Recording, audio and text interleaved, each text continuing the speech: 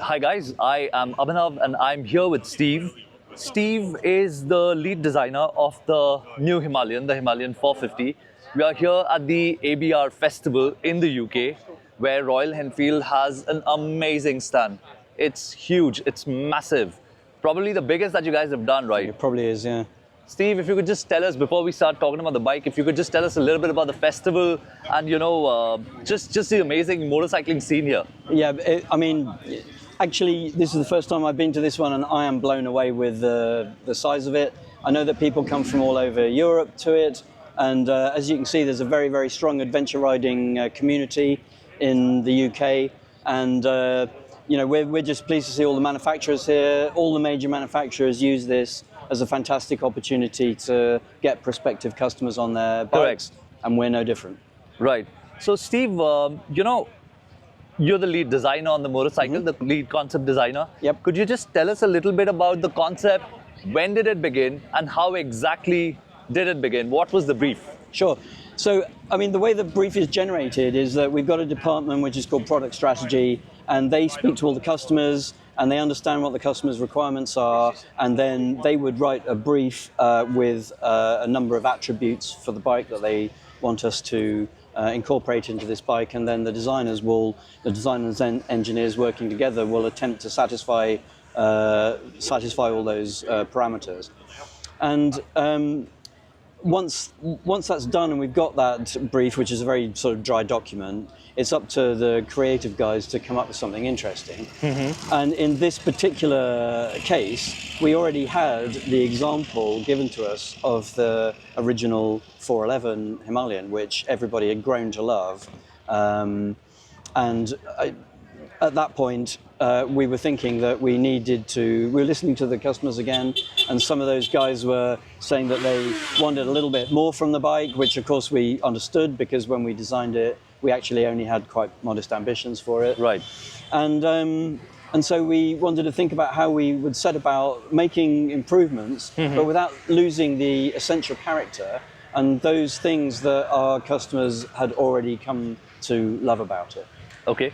So from the concept to the drawing board, the drawing board to, let's say, the manufacturing process, it takes a few bit of years. It does do, and it takes even longer if you have a pandemic and a chip shortage. Yeah. And so I think because this is a new platform, it isn't just one bike we're designing. So there are other bikes that were designed along with this one. And that has taken us probably about 60 months, something like that, I'm going to say. Okay, so you said that there's a design brief that is given. Yes. And what is the rationale behind that design brief? Like, how does it come about? Well, first of all, don't screw up the good bits about the original bike, right? So we knew that we wanted a very low seat height. We knew that we wanted very good wheel articulation. We wanted very good ground clearance, and actually those things I'm describing are antithetical to one another. Something's got to give, and this is often why a lot of other adventure bikes are very tall and intimidating. And part of the good thing about the original bike was that it was approachable, it was easy to get on. We did hear from our customers, though, that they thought even that was too intimidating. Okay. So we wanted to build a bike that was less intimidating, that more people could get more out of, but also its performance repertoire needed to be greater, so that people who have got more skills or expect more from a bike are going to be rewarded for longer than the original bike could manage. Okay. So Steve, you say that this motorcycle, you guys started the concept in the year 2017. Yep, that's about right. The motorcycle hit the markets in 2023 end. Yep. That's about 6 years, solid years, almost 7 years. Yep. What kind of challenges do you face, and what kind of insights do you need to have in the entire industry, so that, like 6-7 years ago, you started envisioning a motorcycle that's going to come out in the market, and then it has to be relevant on that day, and not just relevant on that day, it has to be relevant 10 years later, the whole 15-year product cycle. Yeah. So how do you go about that? Well, that's sort of part of the skill. Obviously, we ask people what they want, but they only know what they think they want. because of what they've already seen. And it's kind of my job to sort of, like in fashion design, you fashion forecast. So we've got to know we've got to give people what they don't know they want yet. Right. But on the other hand, we got a very, very clear steer from our brand values, which are very well defined. The fact that it was the Himalayan, which is like a fantastic sub-brand for us. And so those things were driving us towards a particular type of bike, right, which we just wanted to, hit with a little bit of gamma radiation, and do you know what I mean? And just amp it up a little bit. Yeah. So back in 2017, when you first started working on the concept, was there anything in particular that you wanted to deliver on, thinking that in the year 2023, let's say, or 2021, 22, when you were aiming for this motorcycle to launch, that this, we think, is what people would want? Well, I mean, I want to put that the other way around a little bit, because what actually happened was, back when we started to do this, the adventure bike thing hadn't, I think you'll agree with me, it really hadn't taken off at all in India, and people, apart from wanting to go touring in Ladakh or in the Himalayas, people hadn't really figured out that a bike like this might be useful for their everyday travel. If you think about it, as we know, because we're like rabid, enduro riders or whatever, if you've got a bike that can take you up a rocky cliff face, you can also smack over a speed breaker or something like that. So, a lot of the qualities that make a bike like that really useful in those extreme circumstances are going to work in your incredibly broken city streets and stuff like that. So really, how do we improve those characteristics? And it comes down to, like I said earlier, the mutually exclusive parts of how do you get lots of wheel travel and yet retain a low seat height. And with this bike, we had the opportunity to start from the ground up. So this was going to be a completely new engine. As the lead designer, I could have the engine in more or less any orientation I wanted. So I started by tipping the engine. And this, we also rotated the throttle body up and moved the airbox away from in between your legs. Yeah. And then we moved the shock tower away from in between your legs by laying the suspension down like that. And basically all of those things allowed us to compact this dimension, which gives you the opportunity to have good ground clearance and a low seat height. And then sort of detail everywhere, really. So, the exhaust is designed to be mass centralized, and this is very small and narrow. A lot of the silencing is done actually in the pre-cat. Yeah. But the point about this is that if you're in ruts, you don't want a thing that is going to catch the rut and get damaged or what have you. Plus, it also has the opportunity of centralizing the mass, which means that the bike is going to handle much better. It's going to respond better to steering inputs, all that kind of stuff. So, and another thing about that is, our luggage is mounted, although it's right at the back of the bike, it's compared to the back wheel, it's a little bit further forward. So, you've got that thing whereby you can load the bike right up, but it doesn't go especially light with a very large load on it, so it still steers nicely and it tracks straight. I've experienced that. I used the hard luggage on my ride to Nepal. I did 3,000 kilometers or so, maybe a little more. Did not have a problem. And you'll know that it really, when you accelerate, it really doesn't feel skittish or anything like that. And it's still good off road. So you've spoken about a lot of good bits on the motorcycle. If you could quickly tell me, what is your favorite bit on this bike? What do you like the most about the new Himalayan? Well, I'm massively too partisan to be able to give you an answer to that one. I mean, having touched every last part of the bodywork when it was a clay model, I think instead of I guess the one thing is how unbelievably close to my original idea this has turned out. I've seen the concept sketches. The sort of the kind of the challenges of collaboration in every way require quite a lot of intellectual rigor, and everybody has to cooperate, all that kind of stuff. There's a very big party of people. I might be able to stand here today and say I'm the designer, but there's a massive engine behind the whole thing, and so obviously marshalling all of that is a hard job. But I guess really it's not really one feature. It's just it really turned out how it was first in my head, you know, and that's the thing I'm really proud of. You know, now that the motorcycle's been out for about, let's say, some 7, 8, 9 months, it's out in the market, and now that, you know, you've seen how the motorcycle has performed, how people have reacted to it, you have a lot of insight now into how this bike is performing, you know, something that you wouldn't have till the time customers don't get a chance on it. If you could do it all over again, would you do anything different? No, I don't think we'd do anything differently. I mean, there are things that we'd like to hone, and that's part of the development. So we're always got a completely ongoing development process. Obviously, you know, you never sit back, even though everybody says they love this now. You don't sit still. So we obviously would like to get weight out of it. You know, we hear people's criticisms, and it isn't so much that we're going, oh, somebody has said that and we must respond. We know these things. We know the reasons that certain parts of the bike have ended up the way they are. And now we've got the opportunity, as we move forward, we've got the opportunity to deal with that. So, you know, that's why, for example, your channel is very useful to us, because, you know, we're able to hear, maybe people wouldn't come up to us and go, you got that bit wrong, but we can hear it through people like you. And, you know, in fact, nobody's pointed out to me anything I don't know. And we're on the process of, you know, really developing improvements which we'll see come in, but, you know, obviously not for a few years, because it'll be the next model or whatever we got. Right.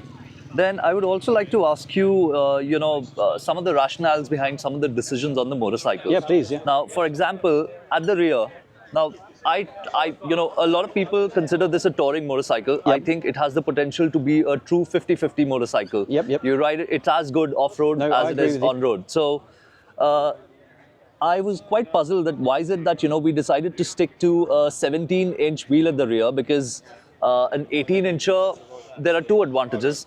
A, better tire choices are available in 18 for off-roading. B, I feel that, you know, the front wheel and the rear wheel, they go over obstacles better the bigger they are. So those 18-inch tyres you're talking about, actually the variety of decent tyres is not really available in India. It's available in the rest of the world. So that's not an advantage to us. The main reason, though, is for this business of, you know, believe it or not, we had criticism that the original Himalayan was too intimidating, and people were going into showrooms and they were going, I don't think this is for me, I'm not even going to try to get on. So part of our original brief was, how do you make it less intimidating? And part of that is what I've been talking about, is the you know, the narrow standover, the low seat height, that kind of stuff, and the wheel articulation, which you'll have heard me mention earlier. Now, if we had an 18-inch wheel on there, we've then got a taller tyre.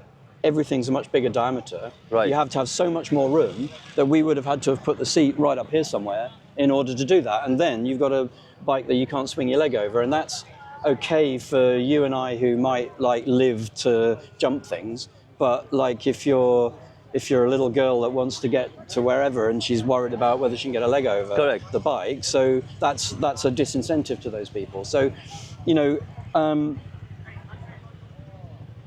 we'd have to raise the suspension to do that. Okay. And, you know, that's certainly a thing we could do.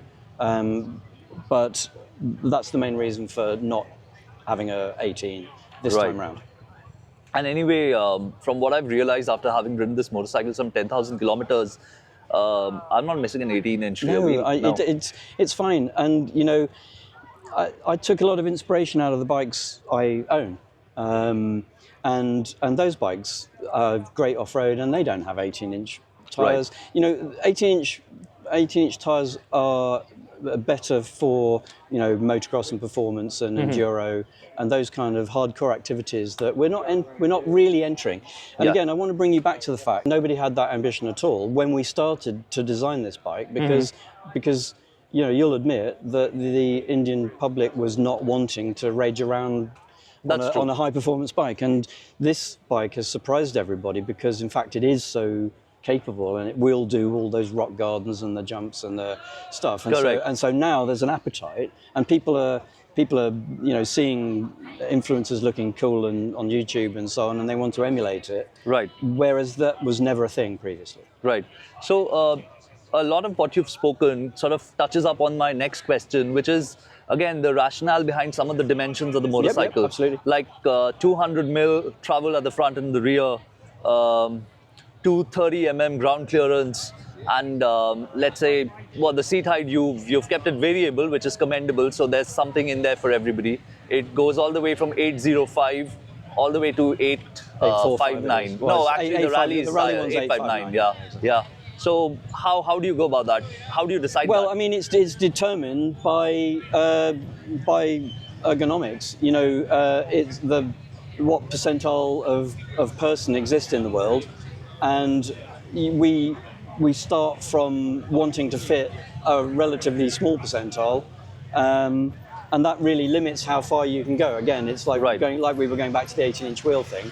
You don't want to do a thing that forces the seat height up. So, for example, seat height was a very, very important thing that we were determined to keep low.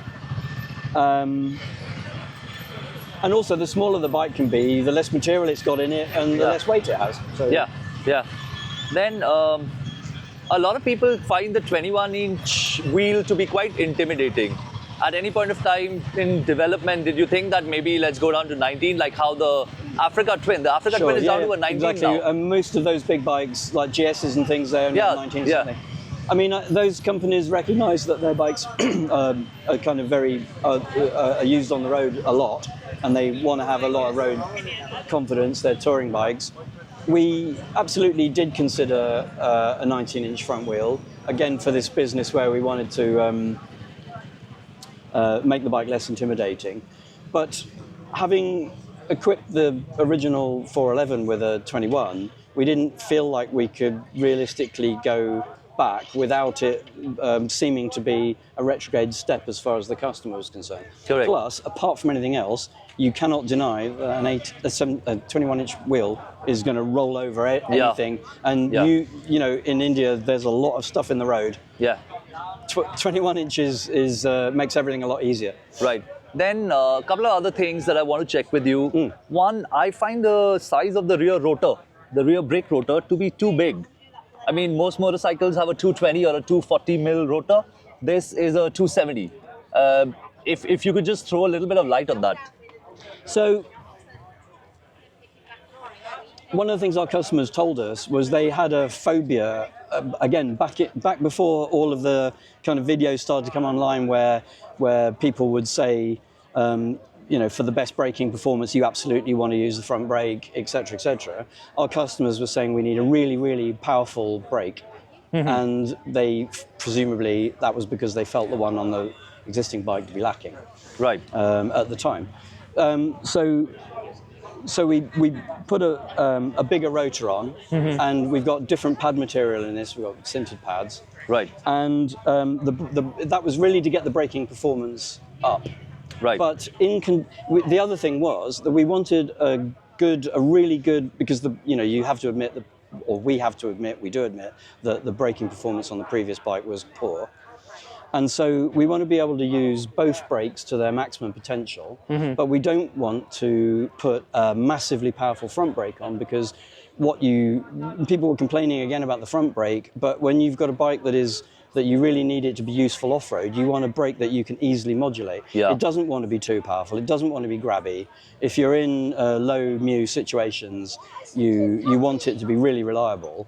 And the best way to do that is to be able to use a combination of both the front and the rear brakes. So, because we've got quite a long wheelbase as well, you can use the back brake really hard as well. So, and it's all to help us to get to the point whereby you trigger the ABS less, right? Because then you've got a better stopping. And with this, as you know, we've got modes, so you can turn off the ABS on the back brake, and when you do that, it actually affects the ABS on the front brake and gives it a slightly less invasive tune. So it's much more like you can be much more gentle and considered with your braking when you're on a loose surface.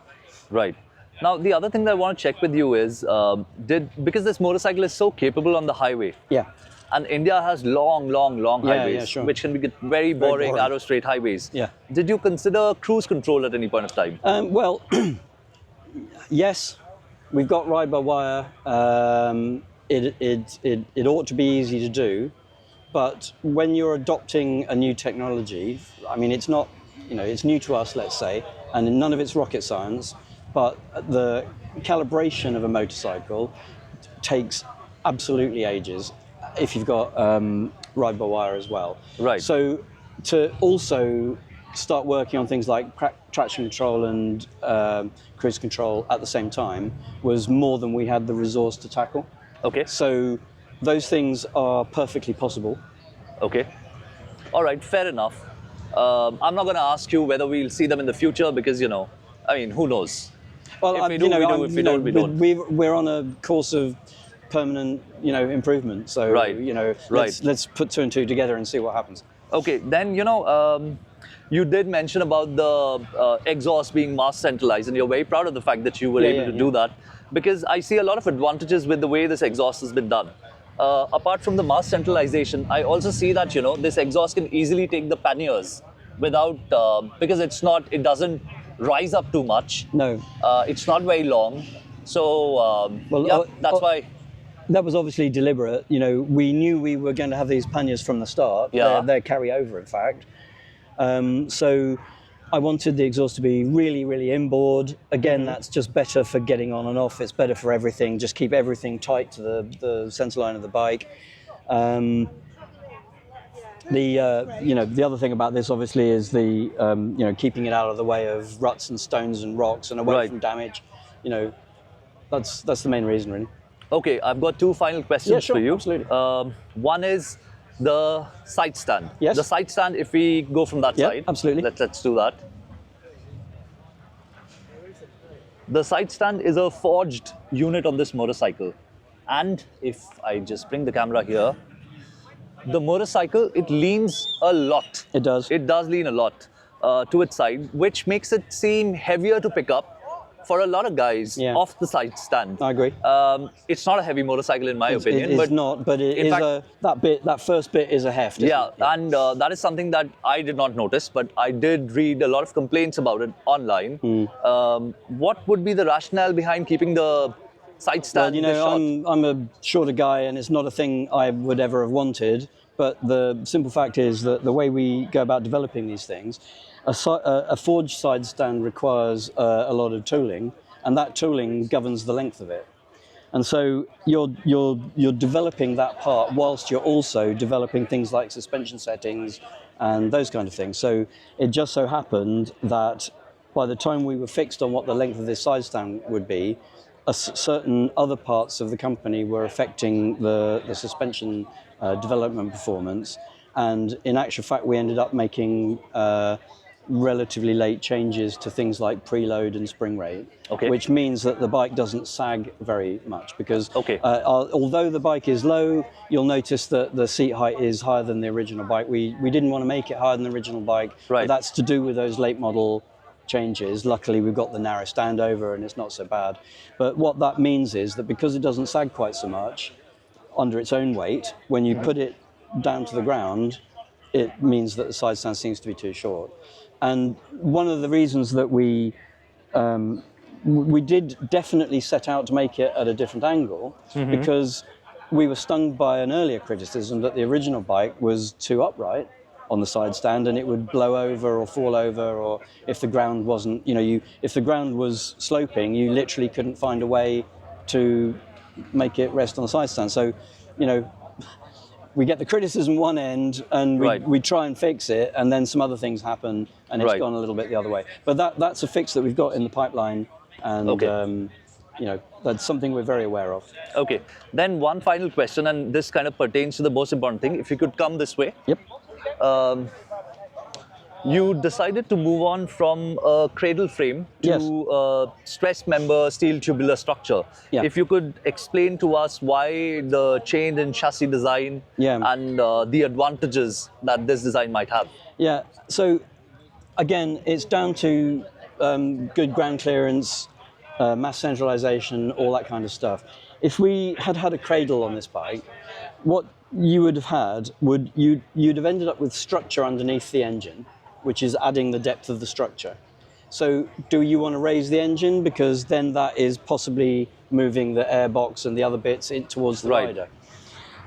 Also, we didn't want the exhaust, which also has to have a pre-cat in it, and that's much more elegantly solved than it was on the previous bike. All of those things, they want to nestle up under the bike and give you the good ground clearance. So if we had adopted a traditional cradle design, then we would just be stacking the bike up to the point where it would have been harder to reach our goals. Right. So this way, we've genuinely got the 230 mil of ground clearance. You know, we've got a very, very robust bash plate. Actually, this one's an accessory bash plate, but you know, even the plastic one is incredibly durable. And you know, we just literally, you know, we'd have ended up either with less ground clearance or a taller bike. Okay. That's the reason. Any other advantage that a stress member frame would have? Well, yeah, it's weight, isn't it? You know, you remove all of that. You remove all that stuff, and you know, and I'd be lying if I didn't say it was cost as well. So you know, we've got a more efficient central package here. Plus, Cradle frames came about in a day when the castings, you know, bikes were air cooled, castings were less reliable. You wouldn't have dreamt of putting that force through the engine. Right. But the engine is the biggest bracket on the bike, isn't it? If you look at just the Harleys that are going past, some of the Harleys that did go past, sorry, you know, they don't have any kind of frame at all. They just literally have a thing bolted to the top of the engine. So, you know, there's nothing in, you know, we're just moving a little bit further into the modern world, I think. Okay. Yeah. All right, Steve, thank you so much. Cool. Before, you know, we sign off, any word you'd like to say to the customers in India about the Himalayan? Absolutely, namaste. You guys, the response, I was in Motorverse, you were there too, weren't you? People were so welcoming, and people here are so welcoming. You know, we had a queue around the block, literally, blockbuster queue to book a test ride for this bike. The response has been overwhelming, the love has been overwhelming. And, you know, what I'd like to communicate is that, and you know this, everybody at Royal Enfield, we are all petrol heads. We all ride. There's almost nobody who doesn't ride. You know, I don't know. There's half our design staff here. We're that keen. You know, and we're all helping on the stand, and it's all for the love of bikes. And I think that you know, we're one of you. You know, we live bikes. We know bikes, and our passion and enthusiasm results in a great bike. You know, and this has been a passion project for me, without a doubt. And I just hope that you know, I feel that I can speak from a place of complete sincerity. Right. Because, as you know, Sid rides, BGR rides. We went on that. We went and did a thing in the Himalayas where we had all our CXOs. Right. Yeah. I mean, that's an incredible thing, and a ringing endorsement, I think, for their confidence in our product, and also that they just enjoy being with the rest of us and burning rubber. You know. Yeah. Did you work on the previous Himalayan, the 411? I did no work on that, but I did do the Hunter, if you remember that. All right. Yeah. You were telling me about that. Yeah. How long have you been with Royal Enfield? So I joined in 2017, but I've known Mark and Ian and most of our team for like 20 years and years. Right. I used to be freelance, and we all kind of mingled together, and that's how come we know we were going to have a very, very tight team. And you know, in the UK, we've got like loads of different nationalities, and we have guys visiting from India the whole time. Yeah. And I go to India a lot. In fact, I think I might have been to India more than I've been to Leicester this year. So, are there any challenges in, you know, working out of here, and then the Indian team working from there? Any logistical challenges, any challenges in communication, anything along those lines? No, it all works pretty seamlessly, honestly. And, you know, even before we were all forced to work from home during the pandemic, because we had sites on both sides of the world, we were already using modern technology to communicate. And, you know, modern day video conferencing and all of the things those platforms provide really are a fantastic enabler. Right. And so it doesn't really, I'm not going to say it. There are no barriers like that. If there are barriers, it's the usual. I don't like my boss. That guy's an idiot. You know. All right. Yeah. Those kind of things, and you'll find that anywhere. So Right. you know, but things work pretty seamlessly. And personally, I really enjoy all my time in India, and it's a fascinating, amazing place, and I've got some incredible colleagues. What's your favorite Indian food? Oh, I personally I cook curries like twice a week. I'm a massive foodie. I love cooking. Whenever I go to India, I find spices I didn't know existed and bring them back. All right. I'm a curry head. All right. Thanks, Steve. Thank you so much. Pleasure, Abhinav. All right. I hope, guys, you got a good sense of how this motorcycle, the concept originated, and you heard it from the horse's mouth. Absolutely. Thank you. Bye-bye. Bye bye. Thank you.